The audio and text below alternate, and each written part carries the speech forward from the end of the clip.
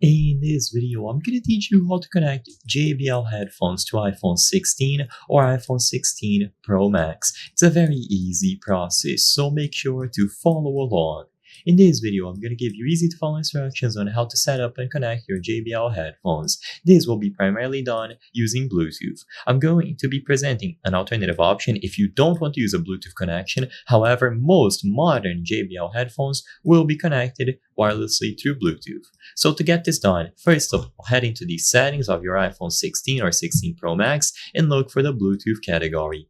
Within Bluetooth, double check to see if it is enabled. With Bluetooth enabled, you can now set up the JBL headphones. So usually they will have some form of setting them into pairing mode. Most of them will go into pairing mode immediately upon being powered on, so try powering them on and see if there's any sort of LED indicator telling you that it is now in pairing mode set up. If you are unsure, you can check the manual.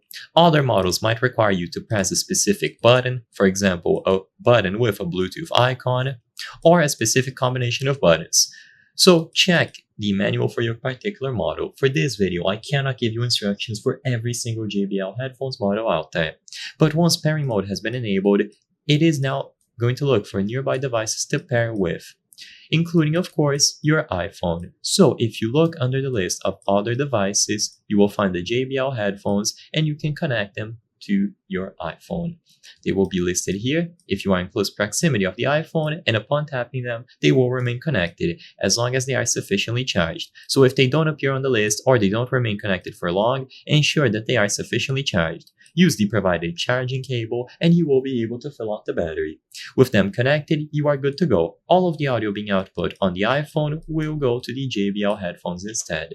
I hope I was able to help you on how to connect JBL headphones to iPhone 16 or iPhone 16 Pro Max. If this video helped you, please be sure to leave a like and subscribe for more very easy tips. Thank you for watching.